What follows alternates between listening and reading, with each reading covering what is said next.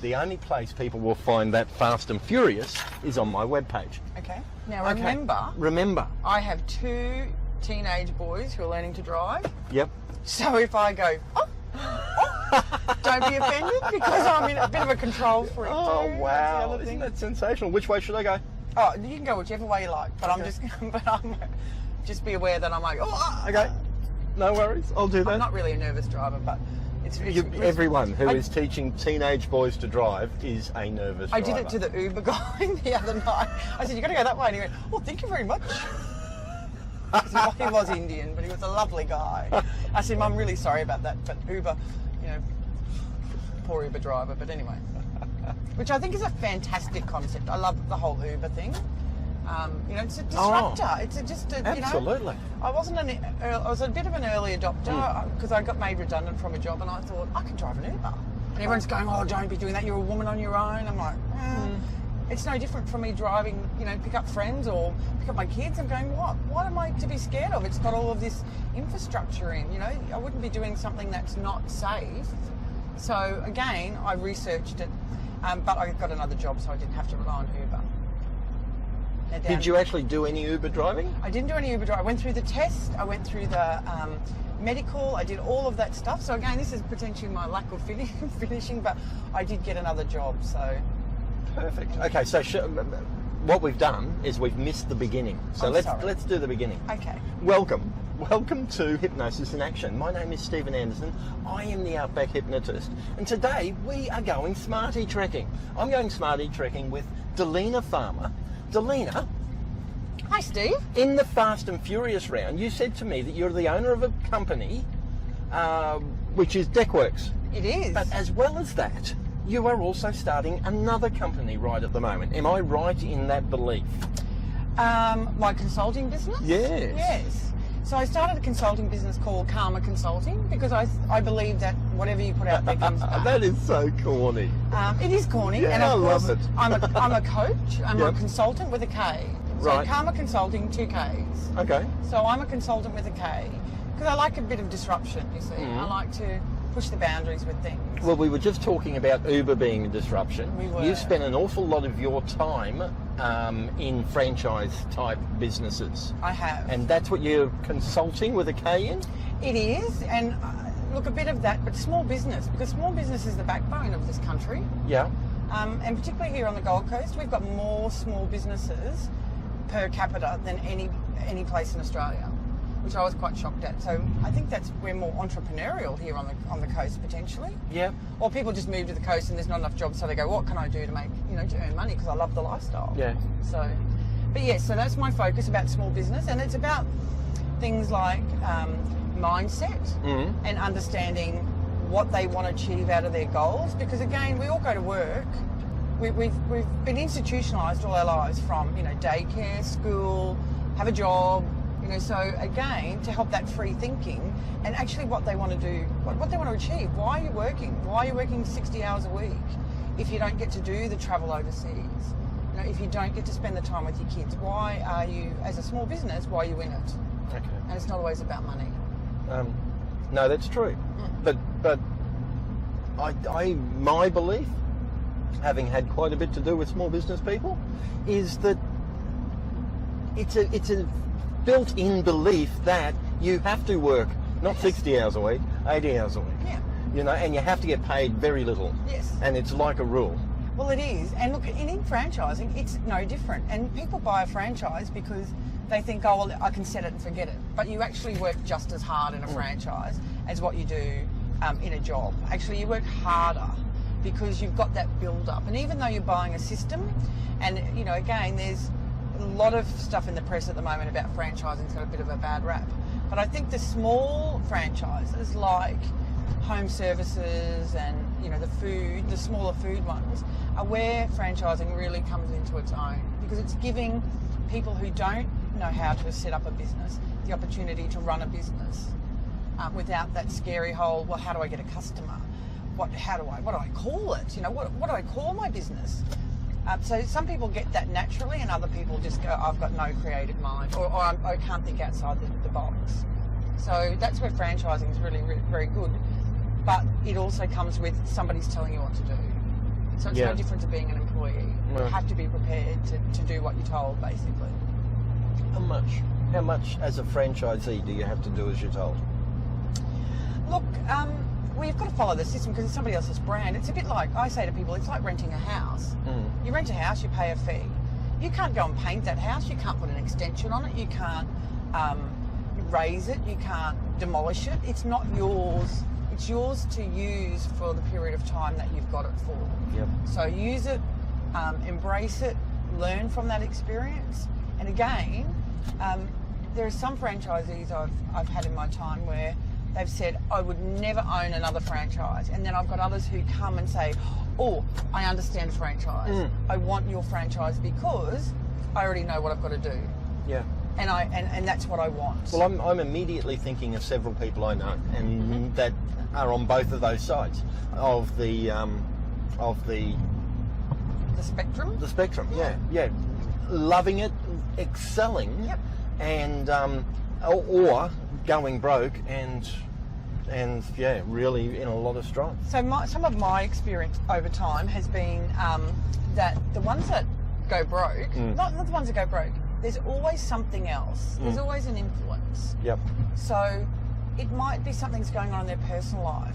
So when a franchisee would come to me and say, oh, I'm not very happy with you because you've done this or you've not done that, I've gone, oh, okay, let's talk about that. So what else is going on in your life? What else is going on in your world? And it might be they've got some health issues or a health scare, or their marriage isn't going that well, or, you know, they're tired. And they're all things that are just, as human beings, we all know, but if we don't look for the signs, particularly in a franchise, because a lot of the time that's a call for help. You know, they're trying to ask for help. And my last 10 years has been all involved with male franchisees. So again... So is that because most franchisees are male? Oh, I don't know what the stats are for that. I think that, particularly in the home services, it is quite male dominated. Okay, so your time has been spent with someone like Jim's or James? Yeah, sort of like Jim's, but not Jim's. Smaller brands. So a couple of them were in grouting, shed building, pool maintenance. So again, very male dominated. But in some of those, you know, in the swimming pool company, they had shops. So the wives would be involved. So I would get the wives together once every 4 months to have a chat about how they think the business is going, because they didn't really ever have a voice, because the husbands would turn up to the meetings and go, oh, this is what we want, this is what we want to see, but the wives had just an equal input. So I thought that they needed representation. My last role was in the grouting industry, I guess, or sector, and all men. But some of the wives were helping, but out of about 60 franchisees, there were only about 4 women who were actively involved in the business. And I'm going, why is this? Women can do this. There's no reason that women can't do the work. So I started to outwardly recruit for husband and wife teams. Yes. Because I believe that women can do, and I'm not saying that women can do what men can do, but I looked at this and went, wow, we are knocking on somebody's door when we've got to go for a quote, and we're meeting a woman. So why wouldn't women be, a great advantage or a great addition to say, well, you know, and I've proven that in my own business. So Deckwerx is not very girly, and it's certainly not girly. It's certainly male dominated. It's in the building industry, so people go, what are you doing? What are you thinking? But when I ring up and I book the appointment, I go out and they go, oh, so do you do the work? Yes, I do the work. So they're going, oh, wow, that's amazing. You know, that's fantastic.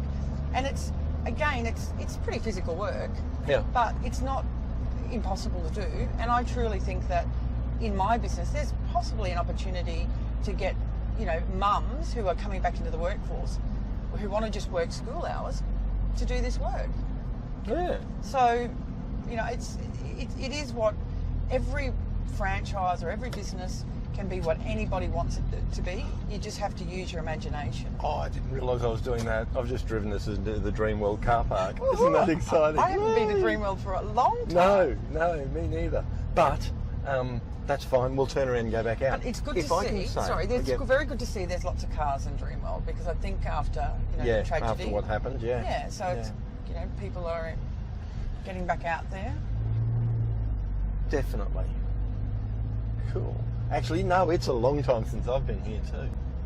So, back to the thoughts of females in small business, Yes. or in particular, the service type business in the construction industry. My last business was a franchise. Okay. I was a solar tube dealer. Oh, okay, yep. So the solar tube skylights.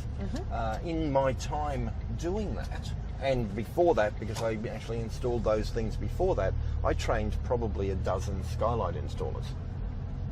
And I was consistently looking for females. Yes. Because the type of work that was done is, you need a fair bit of attention to detail. Yes. And finding, I'll go this way. Finding them was near on impossible Yeah. to women that would do the job. Yep. I did find one. She's now taken over that business. Wow. And she is the only female skylight installer in Australia. And that, female skylight installer for solar tube, but I'd hazard to bet she's the only one Doing it. in Australia, installing skylights at all. And the thing is, it's not a difficult job. No, You know? and again, I remember my dad was a carpenter, and I loved going out on jobs, and I think, I built some little things, and when I was going through school, shorthand typing.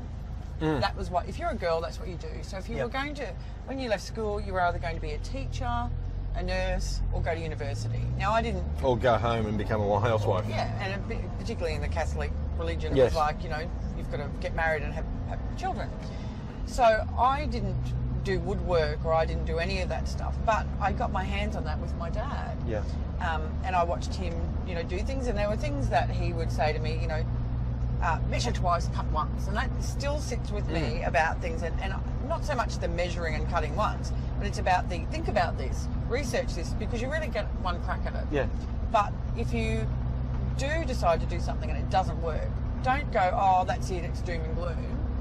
You choose a different path, or you look and say, well, what can I make of this? How can I change it to make it different or better, or bring on some sort of change? So when I was going through school, there were no girl tradies, there were no female tradies. So not that was something that I was going to probably end up doing at the certainly at that time, but it wasn't also an environment for women either, I don't think. And I'm not 100% sure it is now. No, but I think it's improved though. I think we've seen some improvement, but I think the bigger companies embrace it. So I think that's also from the mining sector. So women driving the big haul trucks and that. And I spoke to a mine manager when I lived in Western Australia and said, well, this is great that women are doing this. And he said, women look after the equipment better. He said they are softer on it. He said they are kinder on it. He said they turn up. And he said, and particularly single mums, they turn up. Yeah. So I thought, well, it's an interesting concept. Well, that is very interesting because in mining they have they're big enough to turn around and do all the childcare if they need to, absolutely. And they can have a whole troop of single mums. They could, yeah. Okay. So again, it's really about it, and again, this is everything in life, What do you think of the push bike rule, where I have to pull out over a double white line? Yeah. Look, it's all about saving lives. At the end of the day, it's all about preserving lives. So, because we've got World Safety Week next week, and do we? World Safety Week. World Safety Week, and again, we're in a car. We can see. We've probably got more agility than what they have. So, I'm not unhappy with that rule. Okay, fair enough. As long as you can pass safely, that's always like. Tell me about you. Oh, what do you want to know about me? Where would you like to start? Oh, well, I'm a mum. I've got 2 teenage sons who are learning to drive. Isn't that terrifying? How many hours do you have to? 100. 100 hours. You've got to sit beside them. I'm sitting beside my 18-year-old who's very capable and he's a very safe driver. But I look at him at 18 at university studying psychology. I'm thinking that's a worry in itself. That's a worry in itself. But I'm looking at him going, he has far, far more ability now after 60 hours than what I had when I went for my licence and got it first go. Yeah. So I'm looking at him going, you could really, he's probably driving me, much better than what I was driving at the same time. But And when we got our cars, they didn't actually stop real well, and they didn't steer real well, and they didn't, you know. Well, I had a little laser. It was a little 4-cylinder laser, and it went everywhere. I took it, places probably a 4-wheel drive should have gone. But I look at it now, and I'm looking at our kids, and I go, there's so many more hurdles for them to jump to get to do things, and I think is that. I know it's about this, as I said before, about safety and the roads and all that sort of stuff. But part of life is about, you've got to learn. Yeah. That's part of learning, I mean, I remember when my oldest boy came home and said, I want to drop Maths C. And I went, well, I wouldn't even attempt Maths C. And I said, why do you want to drop it? He said, it's really hard, Mum. Oh. And I said to him, of course it's hard, mate. And I said, but you don't know what you don't know yet. Oh. And he said, well, I'm struggling, I learned a new concept and it's really hard, Mum. And I said, yeah, because you don't know what you don't know. I said to him, so you've got to stick with it. Once you know what you've got to do, I said to him, you'll blitz it. And that was true. So he got an OP too. So, but again, it's a challenge. And for them these days, the emotional and that whole anguish about, I've got to get my OP and I've got to get a good OP and, that's a lot of pressure on them. And I said to him, mate, just do the best you can. You've got to go to school for 8 hours. Go there. Do your best.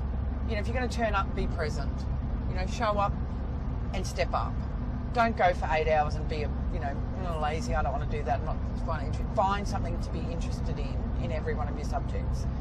My second son, just equally as capable, but a bit like his mother, a bit lazy. I was a bit lazy at school because I was like, well, I don't really know what. And to be honest, my problem was I didn't know what I wanted to do. Yeah. And all my mum said to me from a very early age, just get a job. You just got to get a job. And once you've got a job, it's always easy to find another job. And I think that's from her background of, being a secretary and, always wanting to be employed. And, my dad was a builder. So none of them went to university. So it was not really on my agenda to go to university. Yet, I left school at year 10. So nobody leaves school at year 10 now. No. Which I think is actually wrong. I think it is very wrong. Look, I think that it depends on what they want to do. Again... I'm teaching at the moment. Yep. Spoke to the school captain the other day and said, hey, what do you want to do at the end of the year? And he went... No idea. I don't know. Yeah. I don't have a clue. I guess I'll go to uni. Yeah. Well, of course you will. You've got the marks, you've got the brains, you'll probably come out with, a high OP. Of course you'll go to uni, but he has no idea what he wants to do. But I think the interesting thing, and this is what I said to my oldest boy, who's very, very good at maths, and I said to him, just go and study maths. And he went, oh, Mum, 4 years of maths. And I said, mate, when you're my age, I don't know what jobs will be around, because with technology, with things like Uber and Airbnb and, our smartphones, I don't know what, we have no idea what jobs are going to be needed. And all of those jobs that, if we're talking about artificial intelligence, will psychology be a computer program? That movie, not Avatar, there was another movie where it showed everyone laying around in lounges and they all had an avatar of each other, and that was what was interacting. And then, so again, we just don't know what the future holds. And as technology improves, it will impact our community and our society as far as jobs. And well, it already has. I was talking to someone yesterday about the term millionaire. Because one day in May it's going to be act like a millionaire day or something like that. Like a millionaire day or something like that. Right. I don't remember. But in reality, today we are all millionaires. We have we every one of us, the lowest paid people in this country, are so far better off than royalty was 150 years ago. For sure. What are all these people doing sitting on roundabouts? I have no idea. But have you noticed they're everywhere? They're everywhere. Oh, maybe it's to count the traffic, or I'm not sure. Maybe they don't seem to have notebooks in front of them. Maybe they've got a little clicker. It might be a bike thing, because there's quite a few bikes, so maybe it's I'm not sure. Oh, yeah. It could be something like that. Well, I was involved in an organisation many, many years ago called Rural Youth, and I lived in Toowoomba for a while. And one of the things that I realised was that, and part of my that attracted me to that organisation was I lived in Toowoomba, but I didn't have a circle of friends. I had plenty of family, but no circle of friends. So I joined it for the social aspect. Right. And what I discovered was... that interests me. You lived in Toowoomba, so you had just moved to Toowoomba? I moved to Toowoomba. I didn't want to live in Brisbane anymore, and I decided that I was going to move to Toowoomba. Right. Because I had family there, and I loved it up there. It just suited me. It was sort of a lifestyle that suited me, a place that suited me. So... Because I was going to say, you can't grow up in Toowoomba and not have friends. No, that's right. That's right. So, but I used to go there for school holidays. Mum worked, so we used to go to my nana's, and so I sort of grew up in my school holidays up there, and I had cousins, and I just loved it. It was just a great place to. I thought it was a great place to live, and when I lived there, I had the best time of my life. But like everything, you sort of grow up a bit and then you leave. But one of the things I did do is I met some amazing people, and a lot of guys who were working on the land and who were quite isolated. But, you talk to their parents, and 20 or 30 years before that, they had more families on the farm. Yeah. Because the equipment wasn't as good, the technology wasn't there. There was no, driving tractors with a GPS. There was like somebody driving a tractor, somebody, shearing, that's a very manual. But there were always families, and there were more families, so you had more social interaction. So these guys were struggling to find, even things to do for their mental health. So even, things like public speaking and debating and, their own personal development, because a lot of them finished school at year 10 and then became isolated on the family property. So that's what I got my Churchill Fellowship for. That's what next thing I was going to head so for. Tell us about that. Explain first exactly what a Churchill Fellowship is. So a Churchill Fellowship is, so back in the 60s, Churchill was a very admired man in Australia after the war. So a group of people got together and said that they wanted to do something in his honour. So, but it wasn't, and they wanted it to be an educational thing, but it wasn't to study an official, like to get a degree or that sort of thing. It was to be about a life experience. So what they did was they started the Winston Churchill Memorial Trust. Yep. So I think at the time, and it's been a long time since I've read the story, but Australians raised about $10 million, and it went into trust, and it's invested, and people from all walks of life, all age, I think you have to be over 18, can apply to study abroad, to study something that will benefit the Australian life and community. So my focus was, without people on the land, what is the future of farming in Australia? Yep. Because I was seeing families with millions of dollars worth of debt looking at passing that debt on to their children. Oh. And really, if you're a young fellow in your 20s, you really got to want to, be passionate about that, to go, well, I'm going to stake, my life the next 30 years or 60 or 100 years working on this farm to pay it off. So I went, what's the future of the land? What would happen if we couldn't walk down the shop and get milk or bread?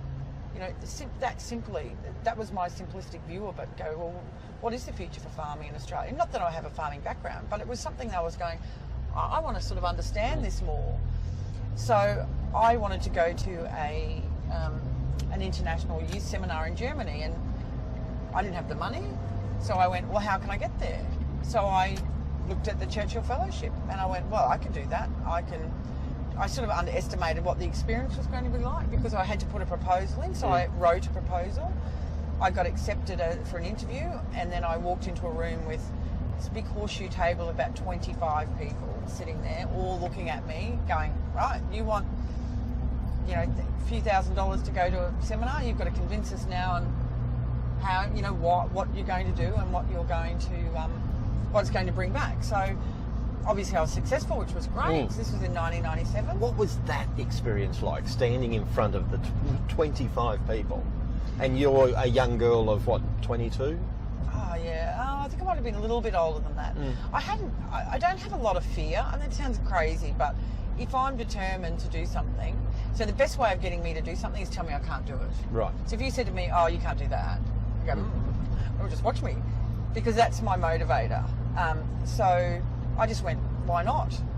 Not, oh, what, you'll never get that, because when I looked at, and I didn't even really understand the process, but there were some really interesting people who had been through before me. You know, and there was a guy he's a classic guy, his name's, I think it's Anthony Puglisi, or maybe not Anthony, but the Puglisi family have wineries at Stanthorpe. So he was on the panel, and he said that the way he got his fellowship was he took a bottle of wine in, gave it to all of the judges or the selection panel, and said, drink this. If you don't like it, that's why you've got to give me money to go to France and Germany to study, you know, winemaking. And he went.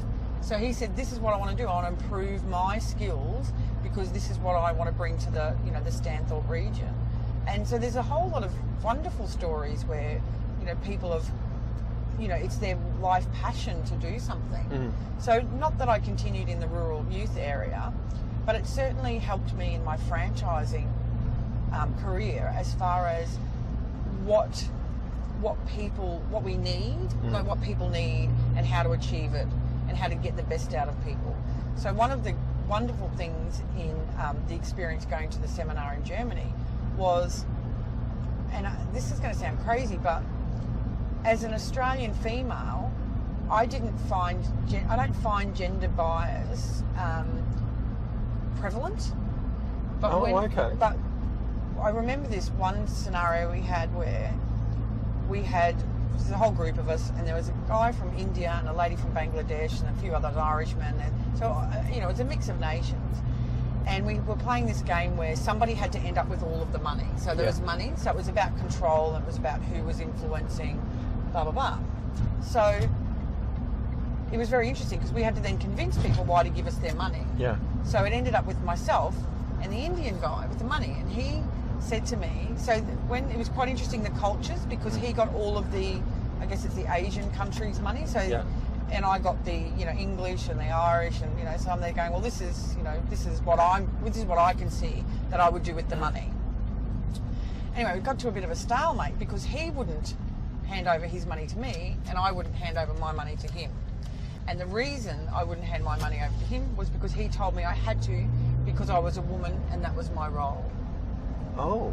So, and it was like, well, not in my country, and that I'm not educated that way. So it was very interesting, the dynamic. And in the end, and look, the game went for about an hour. In the end, the facilitator said, okay, we're clearly not going to get where we need to get. And I said, well, we will, but I said, it's not going to be me handing over my money. So again, I'm nearly 6 foot tall, and I won't be intimidated. So, but, you know, for me, that was a little win, because I'm like, no, I'm not giving in, because I'm not going to give my money over to get the result that everyone's trying to get if it's not my value and it's not my, you know, that doesn't sit right morally with me. Okay, so you've actually we've met a few times. We have. And that comment that you've just made, I'm nearly 6 foot tall, and I'm not going to be intimidated. How much does your physical size mean to you? My size, or people's size in general? Well, people's size in general. Look, I'm often told that I command a room when I walk into a room, and I get that because I am nearly 6 foot tall. Right. So, you know, people do notice me, I get that. But I think it's about the way you carry yourself as well. You know, it's about looking people in the eye and that sort of stuff. So, you know, I think that I've had some jobs where I've had to use my height, and a couple of them are, you know, I hate to say this, but in discussions with men on issues that they think that they know the answer, but yet they don't know the full story. Yeah. So I've had toe-to-toes with builders on sites when they were building sheds, when I worked in the shed industry. And, you know, I had a customer who bought a shed, they started to build it, and during the construction part of it, it looks like nothing really, it's just like poles out of the ground. And he said, well, this is not what I bought. And I said, no, you bought a fully constructed shed. And he said, I don't want it. And I said to him, well, okay. Well, I said, well, we're in a bit of a stalemate. You've signed a contract and you want us to build this building, and now during the construction, you're saying you don't want it because you don't you're looking at what it's constructed out of, and it's not what you thought. But you inspected you inspected the display and all that stuff. So I talked him through all of that, and he's throwing his arms in the air. I said, look, what you need to do is you need to let us build it, and if you're still not happy with it, then we'll talk about what we can do. But he was like throwing his arms in the air, and he's going, you don't understand. And I'm like, well, I do understand. So it was again, I'm thinking that if I wasn't as tall as what I am, then I think I would have been intimidated by that. Right. And I think that was potentially what he was trying to do, was to intimidate me to give him what he wanted. And I went, no, that's not what this is about. This is about, you've signed a contract, you need to let us build this building. We built it, and he loved it. So in the end, I said to him, you've got to have some faith that, what you've decided on and what people are going to promise, or what they promised to deliver to you, is actually going to be what it is. So what you're going to get. Yeah. So I think there's a lot of mistrust in business too. I did a job not that long ago for a guy who's built a new house, and I met the specs that he wanted, but he still wasn't happy. So he was, I'm not paying you until I'm happy. And I'm going, well, I've done the work and I've done what you asked me to do. Now you're wanting me to, pull up boards and that sort of stuff. I said, which is not in our scope. So you're asking me to fix something that I didn't actually contribute to. It was a design issue, but it was easy to try to get me to fix it because I was the last one. The other people are being paid. So it was something that happened after, or that only came to light after the job had been finished, and they'd been paid and they weren't interested. Yeah. So I said to him, look, I want you to have a good experience. So I went that extra mile, and eventually he paid. But I said to him, if you've got any more problems, I will come back, because this is my brand. That's who I am. I want the second house that you're going to build. I want the deck on the second house that you're going to build. I want to be maintaining that deck for the next 10 years. So I'm not about to, be a fast and furious, trade. If that makes sense. That makes sense. Where to now? Where to now? Well, where to now is really, for me, is about growing both of my businesses, and helping small business to navigate that whole. Now, I created a brand from nothing. So from an idea, I came up with the name, I came up with the branding, I've come up with the marketing material. So again, looking at helping small business actually work out who their ideal customer is too, because there's no good bringing something to market if you've not tested it, you've not researched it. I remember working for a steel company, and they had this idea for this particular building because they could make it out of the offcuts of other things that they were building. And I said, well, that's great, but is there a demand for it? And they went, oh, well, that's not for us to know. And I went, well, before you go and spend thousands of dollars designing engineering and would you not want to test the market as to whether or not it's something that would be, something great, and go out and test the market, go out and look at,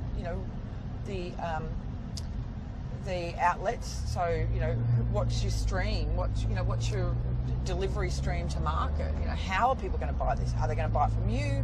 Are they going to buy it from, Bunnings? Are they going to, what is that delivery to the market? And they're looking at me like, oh, I haven't thought about that. It's like, to me, it's not rocket science. But again, there were a bunch of engineers who went, we've got all this scrap. What can we do with that? What can we do with that scrap? Oh, let's build this building. But in reality, when they actually finished it, nobody wanted it because the design wasn't actually the ideal design. Yeah, so when you build it, they don't always come. They don't always come. That's exactly right. So we offshoot there, which was fun. But where to now?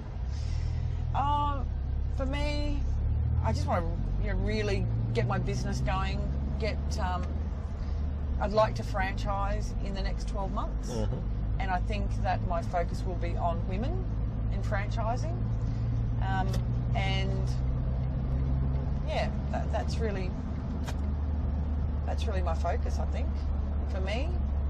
Just to, get my kids through their licenses. But just onwards and upwards for me. And just new challenges. Yeah. Challenge myself. Tell me about these new challenges. Well, somebody said to me recently, when I was driving, she was talking to me on the phone, and she said to me, "Can you see your destination right now?" And I said to her, "What do you mean?" She said, "You're driving to Toowoomba. Right now, you're on the M1. Can you see your destination?" And I said, "No." She said, "That's right." So she said, "That's what life's about. Thinking that you're going to a destination, but you may not get there in the most direct route. You may not get there at all because you may be off on another route."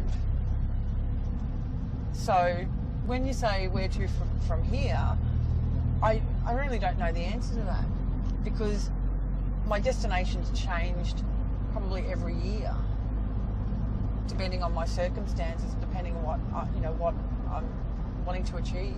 Mm-hmm. Don't know whether that makes sense. It's interesting. My destination changes probably every year. Yep. And how many years has that been happening for? Probably for the last, I think the older I get, I know this sounds a bit cliche, but I think we all go through our little crises of identity and all that sort of stuff. So, having been married, divorced, single, thinking, it'd be nice to have somebody to share my life again with. Whilst they're all my destinations that I've wanted in my life, but not all of them have ended nicely, or not ended nicely, but ended the way I expected them to end. So I think every year I look back at the year that was, and I look back at what I thought I would achieve, and then I work out what my next milestone might be, because you've always got to have something to work towards. Yeah. But sometimes you have no control. So one of the other reasons I've started my own business is because I've had 2 lots of redundancies in the last 10 years, and that's a scary thought. Initially, it was very scary. We reach a certain age where it gets very difficult to get back into the workforce, isn't it? But not only that, is it somebody else is making the decision about my future. Oh. And I decided that I thought that, really, I've always looked at myself making the decisions for my future. So I decided that I needed to do something for me. So I needed to be in the driver's seat. I was a bit tired of being the passenger, waiting for the ejector button to be pushed. Okay.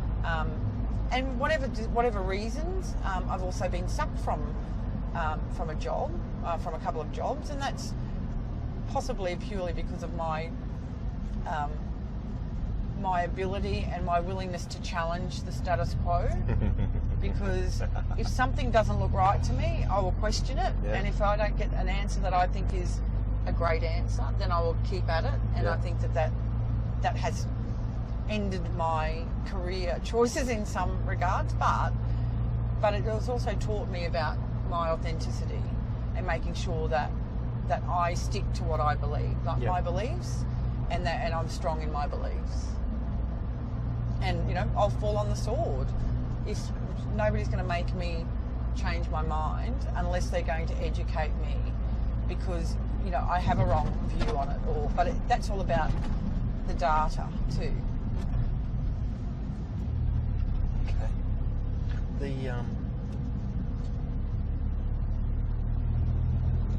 Sorry, I'm just starting this going again. Okay, that's interesting. Let's talk about that. Well, let's move on to the next step. So the next step of what we're doing today, you know why you're here. You're here because someone said to me that you're a pretty impressive person, which our conversation has proved true. My job is to listen to you and to work out which way you are hypnotizing yourself every day. Oh, okay. Because I believe most people hypnotize themselves every day. The problem is, so many do it the wrong way. Actually make themselves believe they are less than they are. Negative self-belief, all that sort of thing. But do you think that's a conditioning of our society and our upbringing? Tell me. So I was thinking about this the other day, because I have my ups and downs, and as the older I get, and I've got a business partner in this business, and he's an amazing guy who gives me motivation.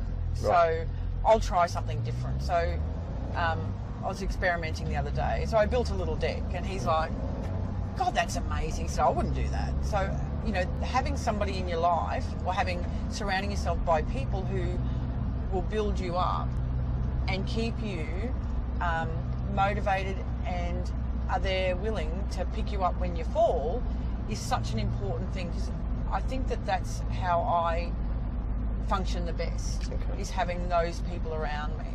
So my motivation, I guess, you know, it starts with getting out of bed in the morning, you know, facing the day. And I've had my bouts of depression. I had postnatal depression with my kids, so I know what it's like to be in a bit of a dark place. But it's about, I said, you know, get up and motivating yourself by, what am I going to achieve today? What do I want to do? Whose life do I want to touch today, and whose do I want to improve today? And even if it's a conversation to ring somebody and say, hey, you know what, I was just thinking about you. How are you? When somebody does that to me, or I ring them, or I believe the universe tells me things. So I might be thinking about, somebody will pop into my head and I think, oh, I haven't spoken to them for a while. I'm going to ring them, and I say, I was only thinking about you yesterday. I said, yeah, I know that, because that's why I'm ringing you today. Because you put it out there that you were thinking about me, or that you needed to talk to me. So I look at it as, self-talk is very important. So I can do this. You know, it's very easy to go, I can't do this, because it's very easy to sit in the failure box, I think. So I think life is, we'd all like to be up here, very high, but we always have to be comfortable down at the bottom. But don't stay there and don't dwell there. Pick yourself back up. So it's more fun at the top, because we're, oh, it's so exciting, but then when it's like, oh. So even in business, it's exciting when I go out to a quote and I go, oh, wow, I can see myself doing this. But when I don't win that quote, I go, well, that's because what was that? Because I wasn't very good? But it might be just the fact that it's something outside of your control. So there's people that get 17 quotes and never makes a decision. Well, that's exactly right. And a lot of the time is when it's, you know, that you get called out as the expert because they've let it go. They've let their deck go, and like, oh, you know, I haven't stained it for 4 years. And you're like, well, you're supposed to do it every 12 months. Oh, who could be bothered doing that, you know? So again, then they want you to fix it. And the price is 2 or 3 times what it would have been if they had have been doing it continually. So it's, and I do say to people, it's like servicing your car. So we all need servicing. So however we get our servicing, so, you know, whether it's a glass of wine or, you know, a holiday or, you know, some time away or, you know, sport or whatever it is, we all need that servicing, because that's keeping us, you know, there's people who go to the gym. I'd love to be able to motivate myself to go to the gym every day, but I found yoga, and that's my thing. So that's yoga's your thing. Yoga's my thing. It's the concentration and the breathing and the putting things out of your mind. Now, 20 years ago, I would have went, oh, that's not yoga. That's not for me. I want to do it. So I think we change, and our needs change, and our focus changes as we get older. Okay. So you're convincing me even more. One of the main things the people who sit beside me in my little Smartie tell me is that the people that they keep around them. Absolutely. And I'm not so sure it's a social, what did you call it, conditioning.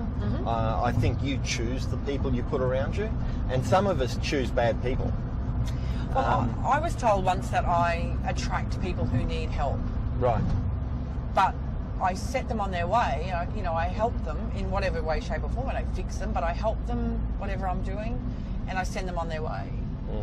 But sometimes that doesn't leave me in the best frame of mind, or that doesn't leave me in the best emotional position. But at the end of the day, people come into our lives for a particular reason, and that is because they need someone. They need us. So I just think that it is what it is. But yes, choosing the right people and not accepting bad behaviour is another one of my big things. So, you know, if somebody hasn't treated me or one of my friends well, chances are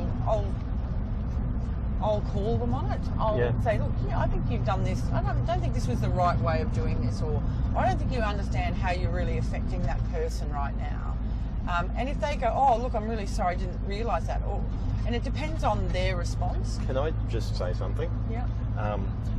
Your strength isn't in your size. you have something inside of you that is Amazonian-like, and it would be there if you were 5 foot tall. Probably. And yeah. It's interesting, my mum always says to me, she never worries about me. And I said, oh, why is that? She said, I never worry that you're, she said, you just decide, you make a decision, you just do it. And if you don't like something, you just change it. She said, I never worry that you're, whether you're okay or not. She said, because I always just think, yep, she'll get there.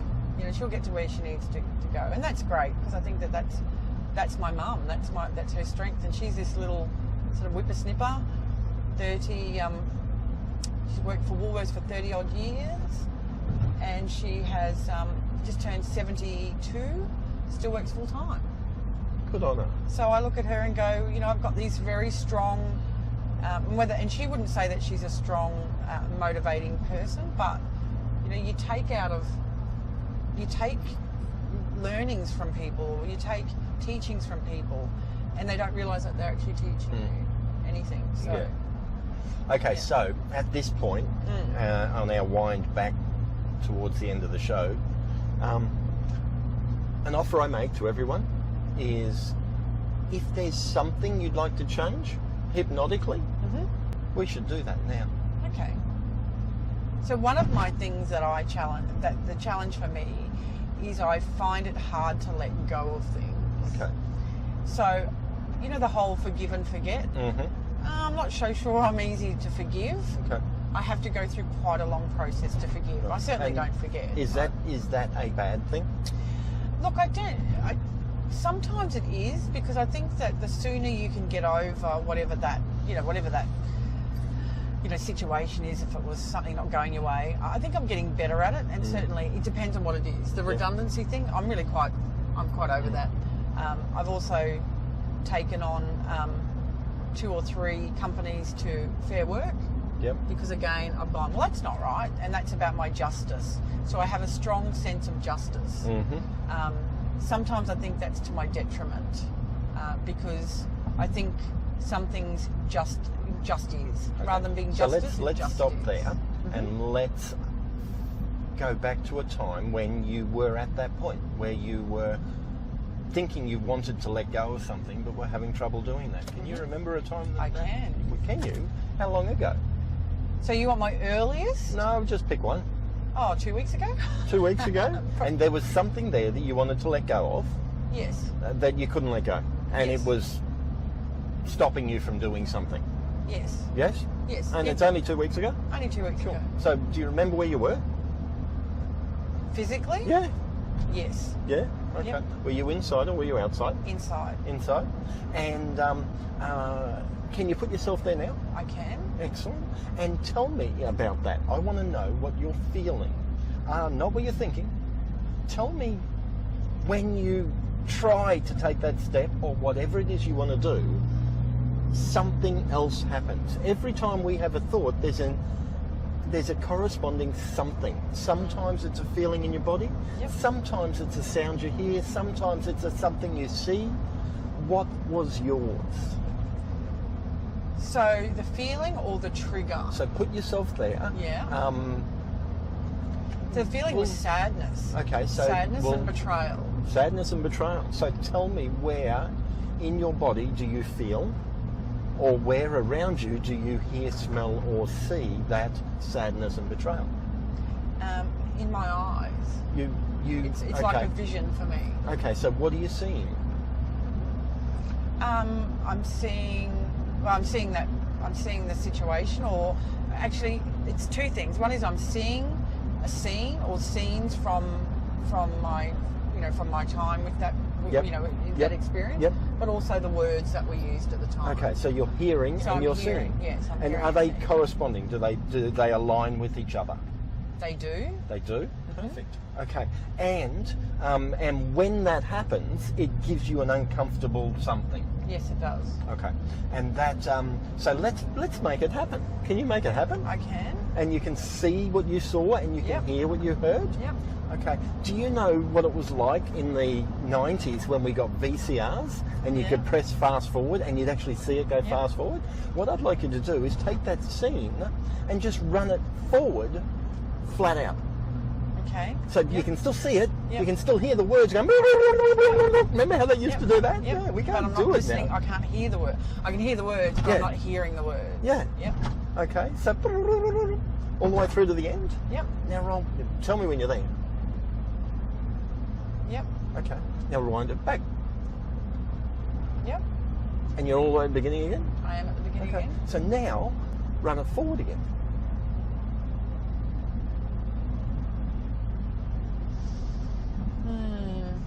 Okay, and I rather it fast forwarding. Oh, no. I meant fast forward. I mean Okay. run Yes, it fast yes, forward fast again. forward. Sorry Yes. about Yep. that. No, that's okay. Yeah. Run it fast forward again. Yep. Okay. And now, this time, turn to black and white and run it backwards. Yep. Got it? And you're still hearing the voices? Well, I'm still hearing the. Yep. Okay. Yep. And now that make it a bit higher, like it was Minnie Mouse that was doing the talking. Okay. And run it forward, fast forward, black and white. Yep. And we're there? Okay. Yep. Now, go one more time. 3. Backwards. Backwards and then forwards. And then come back to the beginning. Yep. Okay. All the way done? Done. Okay. Now, run it forward normal speed.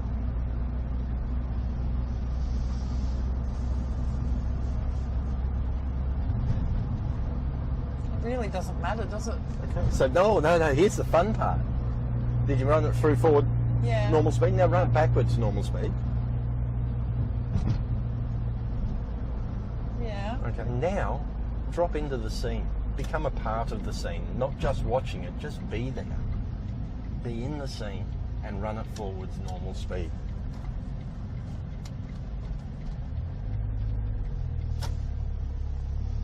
Now tell me what you feel. Well, now it's really just like a memory. It's really just like a memory. Just like a memory, not the whole, anguish or the disappointment and those things. So how often were you having this type of an episode? Probably happens with me. It's about people, so it's about the people in my life. Yep. And again, when I talked about being authentic, that's very important for me. So when somebody who I believe is really important to me and important in my life does something that affects me, I go, oh, well, I don't think you're really thinking about me. You're just thinking about yourself, and you're not thinking about how that has affected me. Yeah. So that's happened quite a few times in the last 12 months. Right. And I put that down to, wow, I really, even though I've known this person for all of my life, do I really know you? Yeah. Okay. Have I really known you? So now, just take yourself back to 2 weeks ago again. Put yourself in that place. See what you're seeing, hear what you're hearing. Yeah. And tell me how you're feeling about that now. I'm not really feeling anything. It's Cool. interesting. Let's go back to the one before. Because you said it happens every now and then. Yes. Do you remember the one before? Yes, I remember the one before. Okay, so let's go back to that one. Do you remember, you there? Where were you? Were you inside or were you outside? Yeah, and I was inside. Okay. And was it daytime or nighttime? It was daytime. It was daytime? Yeah. Okay. And can you put yourself in that position? I Where you can. can see the scene and you can Yep. hear the words? Yep. And tell me how you feel about that now. Angry. Angry? Very angry. Oh, okay. Okay. Now compared to before? Before the other scene, or Yeah. it's a different. It's a different feeling, because the other one was sadness. And this is Right. anger. This is This is anger. anger? This Okay. is I'm angry about it. So, we got a minute. You know what to do. Yeah. Do you want to do that? Yeah. Go, do it.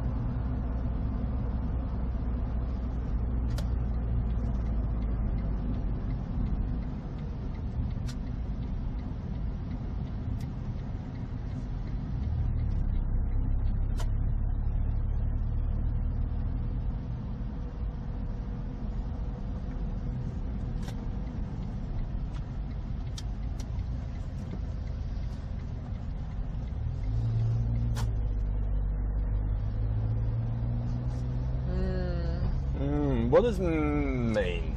It's an interesting feeling, actually, because I spend so much time trying to block, to say, look, I'm not going to worry about that. I'm blocking that out.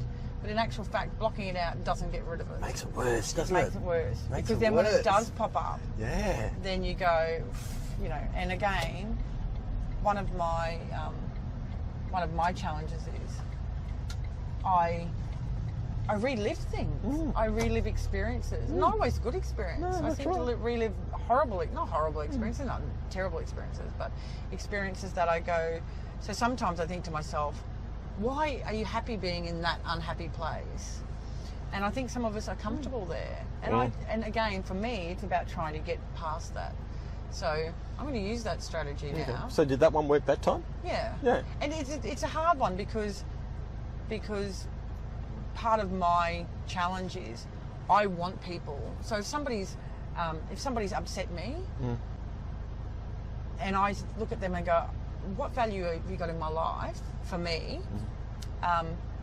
So if it's something, I will be honest and I say, this is the way you've made me feel. So when I do that, it's normally in either a conversation or a message, or it might be an email. And I say to them, look, I love the fact that you've been in my life, but we can't continue on as friends or colleagues or whatever. Or these are the challenges that I have, because I'm not in that space, and I don't want to be in that space. And to me, that's the letting go. That's I don't want to own it anymore. So I need to not own it anymore. And part of that strategy, but I think that this thing, because I think that strategy takes the actual emotion away. That's exactly what it does. Because even though I, send my letter or I write it or I don't even send it sometimes I'm just putting it to paper, it's still not getting, it's getting the facts and figures down. You're reliving it. What happens, you see what happens, our memories are not real, okay? And they're usually not true. So when we relive a memory, each time we bring it back, we change it a little bit. Normally we'll change it and make it a little bit worse. So as we make it a little bit worse, the next time we bring up that memory, we change it a little bit. And normally we'll make it a little bit worse. And then the next time we go back to have that memory, it's 2 times as worse or as bad as it was when we started. And it keeps getting there. And it keeps growing, and we make it grow, and we don't need to. No. And to be honest, I've been guilty of that all my life, and even now in my 40s, I go, why am I still doing the same things? Why am I? And again, that was part of, some of the interesting. So I'm a big YouTube and TED talks, so I've been watching a lot of about the emotions, about how their memories in motion. So they're not real. I mean, they're real, but they can't hurt you now. So stop holding on to things and stop holding on to that pain, because that memory is not hurting you. Because your feelings and emotions. And it's easy to be told that. It is. But it's also, but generally people will say it's hard to do anything about it because no one ever shows you what to do. And what you've just learnt to do is one process of many that can really negate those feelings that you make grow and grow and grow. Well, isn't it interesting, because I was thinking this morning about resilience, and even in schools, you don't get taught that. You don't get taught resilience. And I was bullied at school very badly, and I now am in contact with the girl who bullied me. But, it took me a long time to actually go, I've got to let go of that. So again, we've all got our own issues, we've all got our own challenges, but I don't think that we learn resilience at an early enough age. Or taught the strategies of, if this happens, this is how to deal with it. But I like that. I do like that. That's cool. Delena, thank you for talking. I've had fun today. Thank you. I've had fun too. It's good stuff, isn't it? It is. Well, this is us. We're done. Oh, no. You've got to tell the people there a little bit about your business, how they can contact you and all that sort of stuff. Okay, so if you've got a deck that's seen better days, then you need to call me on 1300 053 353, and I'll come out and I'll measure up and I'll tell you what we can do.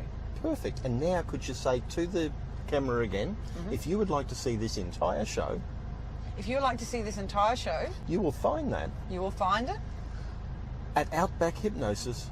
At outbackhypnosis.com.